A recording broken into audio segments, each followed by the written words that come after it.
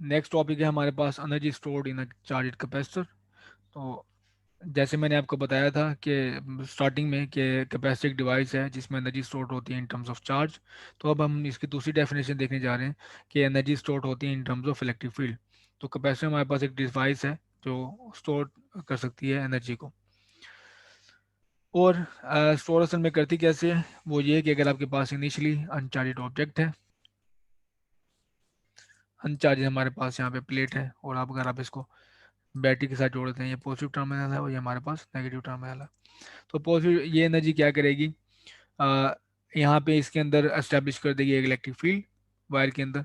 और वो electric field क्या करेगी, यहाँ से इलेक्ट्रॉन्स को ड्राइव करेगी, यहाँ से इलेक्ट्रॉन्स को निकालेगी और स्टोर कर देगी दूसरी प्लेट पे। तो यहाँ से एक इलेक्ट्रॉन निकला तो आपके पास आ गई प्लस, और यहाँ पे नेगेटिव आ गया। दूसरा इलेक्ट्रॉन निकला तो यहाँ पे प्लस टू प्लस हो गए, और यहाँ पे आपके पास एक नेगेटिव और बढ़ गया। तो इस तरह एनर्जी स्टोर होती जाएगी।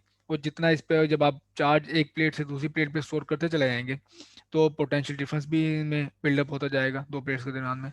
और जैसे चार्ज इसमें एक्सटेंड करते जाएंगे पोटेंशियल बढ़ता जाएगा, और एक पॉइंट आएगा जब बैटरी का पोटेंशियल और इस प्लेट के दरम्यान में पोटेंशियल बराबर हो जाएगा, फिर ये स्टोर होना बंद हो जाएंगे। और आपको जो बैटरी इसके अंदर जो वायर के अंदर इलेक्ट्रिक फील्ड भी जीरो हो जाएगी, और चार्जिंग प्रोसेस रुक जाएगा। ठीक। Energy in the final configuration does not depend on the actual charge transfer. तो अब आपके पास किस तरह से एनर्जी आप ट्रांसफर चार्ज, वो आपने बैटरी से किया है या कोई और मैकेनिज्म है, वो डिपेंड नहीं करता। एनर्जी जो लास्ट कॉन्फ़िगरेशन है वो एनर्जी उसमें स्टोर हो गई। अब वो चार्ज उस पर कैसे स्टोर किए गए, कौन सी बैटरी लगाई गई थी, बैटरी लगाई गई थी लगाई गई थी, वो केमिकल बैटरी थी या क्या था, वो उस पर डिपेंड नहीं करता। Energy in the final configuration does not depend on the actual charge transfer. अच्छा, अब इसके क्लोजली इसको अगर आप देखो चार्जिंग मैकेनिज्म को, तो अ, तो ये जो चार्जिंग पिक्चर है कि एक एक इलेक्ट्रॉन एक्सट्रैक्ट करके आपने वहाँ पे स्टोर करना है, आप ये बहुत यूज़फुल है। इनिशियली दोनों न्यूट्रल हैं, आपने ये लेट से अटैच की पॉजिटिव टर्मिनल से या नेगेटिव टर्मिनल से। तो बैटरी क्या करेगी, यहाँ से एक नेगेटिव चार्ज निकालेगी। लेट से हमारे पास यहाँ पे पहले नेगेटिव चार्ज निकला, और इस पे क्रिएट हो गया प्लस चार्ज, और यहाँ पे उसने स्टोर किया उसी नेगेटिव चार्ज को, तो यहाँ पे नेगेटिव आ गया।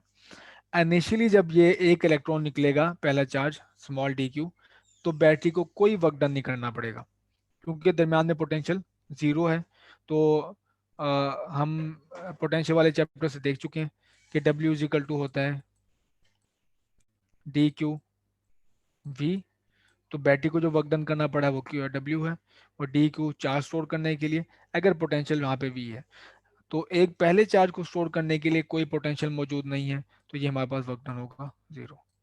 अब आया next charge, next electron alert से। तो नेक्स्ट इलेक्ट्रॉन यहाँ से एक्सट्रैक्ट हुआ और यहाँ पे जब स्टोर होने लगेगा, तो पहले से एक पोटेंशियल मौजूद है, और वो पोटेंशियल है पहले चार्ज की वजह से, प्लस चार्ज की वजह से। तो यहाँ पे अब जो सेकंड जो वर्क डन होगा सेकंड इलेक्ट्रॉन को स्टोर करने के लिए, तो वो आपके पास work done does not equal to zero होगा। और वो कितना होगा, एक इलेक्ट्रॉन जो चार्ज है, और हमारे पास जो पोटेंशियल है वो पोटेंशियल एक इलेक्ट्रॉन की वजह से। अब बात करें तीसरे इलेक्ट्रॉन की, लेट से तीसरा इलेक्ट्रॉन आपने स्टोर करना है। तो तीसरा इलेक्ट्रॉन यहाँ से एक्सट्रैक्ट करेंगे, यहाँ पे स्टोर करने के लिए बैटरी को ज़्यादा वर्क डन करना पड़ेगा, क्योंकि पहले से दो चार्जेस की वजह से पोटेंशियल मौजूद है। तीसरे चौथा इलेक्ट्रॉन स्टोर करने के लिए और ज़्यादा वर्क डन करना पड़ेगा, क्योंकि पहले से पोटेंशियल तीन चार्जेस की वजह से है। तो जिस तरह आगे बढ़ते जाएंगे स्टोरेज बढ़ती जाएगी, बैटरी को ज़्यादा वर्क डन करना पड़ता रहेगा। ठीक। तो ये मैकेनिज्म है बेसिकली चार्जिंग का। तो पहले वर्क डन के लिए आपके पास जीरो, और जैसे मैंने आपको बताया कि जैसे आप चार्ज करते जा रहे हैं पहले वर्क डन जीरो होगा, लेकिन जैसे चार्ज करते जाएंगे पोटेंशियल बढ़ता जाएगा। ये देखिए वाई एक्सिस पे पोटेंशियल है, यहाँ पे चार्ज है जो प्लेट पे स्टोर हो रहा है। तो जैसे चार्ज बढ़ता जा रहा है बढ़ता जा रहा है, पोटेंशियल भी साथ बढ़ता जा रहा है, इस वजह से बैटरी को वर्क डन करना पड़ेगा ज़्यादा। एक मिडल सिचुएशन ले लें, इफ़ क्यू आपके पास ऑलरेडी 10 इलेक्ट्रॉन है, 30 इलेक्ट्रॉन है, 40 इलेक्ट्रॉन है, जितने मर्जी हैं, लेट से वो क्यू चार्जेस हैं, और वो ऑलरेडी स्टोर्ड है। If Q is already stored then work done by battery to store D Q. अगर आपके पास प्लेट पे ऑलरेडी क्यू चार्ज स्टोर है, ठीक है। तो नेक्स्ट डी क्यू को स्टोर करने के लिए बैटरी को वर्क डन करना पड़ेगा। वो D Q W is equal to है डी क्यू स्टोर करने के लिए, और पहले से जो पोटेंशियल मौजूद है डिफरेंस किसकी वजह से, क्यू की वजह से। क्यू की वजह से पहले से पोटेंशियल मौजूद है डीवी, और तो डी क्यू उतना उसको वर्क डन करना पड़ेगा। अच्छा, एक और इसकी पिक्चर हो सकती है, वो आप देख लें।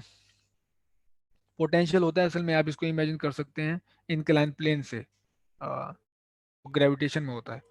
तो जब आपके पास दोनों, एक आपके पास ये सरफेस है, स्टिक कह लो इसको, या आप इसको एक प्लेन कह लो, ठीक है, दो एंड्स हैं। तो जब आपके पास दोनों एंड सेम है तो आपको यहाँ से यहाँ तक मूव होने के लिए कोई वर्क डन नहीं करना पड़ेगा अगेंस्ट ग्रेविटी। लेकिन जैसे आपने थोड़ा सा इसको इंक्लाइन किया तो फिर आप इसको वर्क डन करना पड़ेगा, आप ऊपर मूव करने के लिए अगेंस्ट ग्रेविटी, ग्रेविटेशन नीचे पुल करेगी, आप इंक्लाइन करोगे इतना, ठीक है, इतना। अब अगर आप इसको और स्टीप कर दो तो आपको और वर्क डन करना पड़ेगा, आप इसको और स्टीप कर दो आपको और वर्क डन करना पड़ेगा। तो जिस तरह आप चार्ज बढ़ाते जा रहे हो, असल में ये क्या हो रहा है, एक एंड जो है वो ज्यादा पोटेंशियल पे जाता जा रहा है और दूसरा एंड कम पोटेंशियल पे जाता जा रहा है।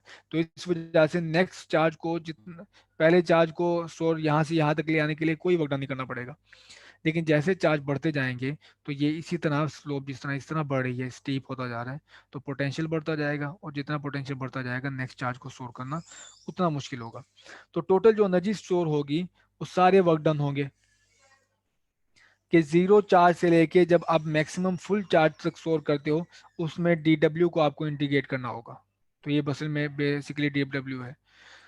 डेल्टा सी की जगह पे हमारे पास इस कैपेसिटर के लिए फॉर्मूला होता है Q is equal to C V. तो सी वी की वैल्यू आ गई हमारे पास यहाँ पे, और ये रही कैपेसिटेंस की वैल्यू सी। तो मैंने यहाँ पे वी की वैल्यू सेट कर ली क्यू डिवाइड बाई सी, तो क्यू डिवाइड बाई सी आ गया यहाँ पे, और डी क्यू यहाँ पे मौजूद था। अब अगर आप इसको इंटीग्रेट कर दो, वो सारे वर्क डन जो जीरो चार्ज से लेके मैक्सिमम चार्ज तक स्टोर करने के लिए लगे हैं, आप उनको इंटीग्रेट करोगे, और वो मुश्किल नहीं है, 1/c कांस्टेंट है, यहाँ पे क्यू डी सी आ जाएगा। और क्यू डी सी का आप क्यू की इंटीग्रेशन लोगे रिस्पेक्ट टू क्यू, तो ये बन जाएगा क्यू स्क्वेयर डिवाइड बाय 2, ठीक है। और लिमिट्स क्या है हमारे पास, जीरो से कैपिटल क्यू तक। तो लोअर लिमिट आप पुट करोगे जीरो हो जाएगा, अपर लिमिट पुट करोगे वो कैपिटल क्यू है, तो Q square divide by 2c, ये energy stored in the capacitor है। आप देख लें एट द रिजल्ट क्या है, वो जो मैट्रिक्स इंडिपेंडेंट है, Q square over T C 2c। और energy stored in electric field between plates, तो ये दूसरी डेफिनेशन आप देख रहे हैं कि जिस तरह आप चार्ज एक प्लेट से दूसरी प्लेट पे ले जाते रहें, पोटेंशियल डिफरेंस बढ़ रहा है और इलेक्ट्रिक फील्ड बढ़ रही है, इलेक्ट्रिक फील्ड भी इंक्रीज हो रही है और दोनों पोटेंशियल डिफरेंस भी इंक्रीज हो रहा है। तो एनर्जी बेसिकली स्टोर, पहले प्लेट में जब आपके पास चार्ज नहीं मौजूद था तो दरमियान में कोई इलेक्ट्रिक फील्ड मौजूद नहीं थी, लेकिन जैसे चार्ज बढ़ता गया तो उसमें इलेक्ट्रिक फील्ड स्ट्रॉन्ग होती गई दो प्लेट्स के दरमियान में। तो एट द एंड जब कॉन्फ़िगरेशन हमारे पास फुली चार्ज हो जाए ये कैपेसिटर, तो उस कॉन्फ़िगरेशन में इलेक्ट्रिक फील्ड अपनी मैक्सिमम वैल्यू होगी। तो जो आपने बैटरी ने वर्क डन किया है वो स्टोर हुआ है इन terms of electric field between the plates. अब अगर आप स्पेसिफिक पैरेलल प्लेट कैपेसिटर की बात करें तो ये हमारे पास ये रिजल्ट है, ये आप इसके कई सारे फॉर्म लिख सकते हो, और क्यू इज इक्वल टू सी वाला रिलेशन यूज करके आप पोटेंशियल की फॉर्म में भी इसका रिजल्ट लिख सकते हो। तो मैंने ये किया है कि